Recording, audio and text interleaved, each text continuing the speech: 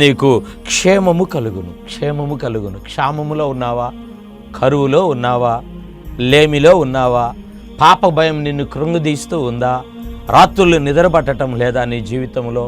స్నేహితులు ప్రియులారా, అయిన వారు శ్రేయోభిలాషులు బంధువులు శత్రువులయ్యారా? ఇదిగో నీ జీవితంలో ఎక్కడ చేయి పెట్టినా, ఎక్కడ నువ్వు కలిసినా, ఎవరి దగ్గరికి వెళ్ళినా క్షామము. ఇదిగో నీ జీవితంలో నిరాశ, శాపం ఉన్నదా?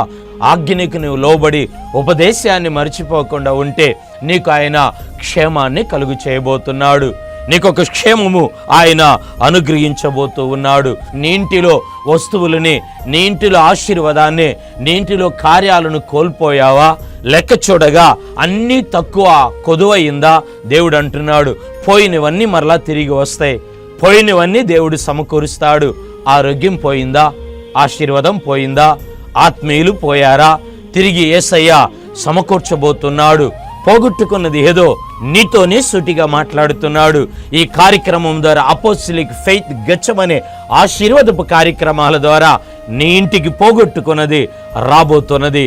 చప్పట్లు కొట్టి గట్టిగా మహింపరుద్దామండి. గట్టిగా దేవునికి స్తోత్రాలు చెల్లిద్దాం ప్రియులారా.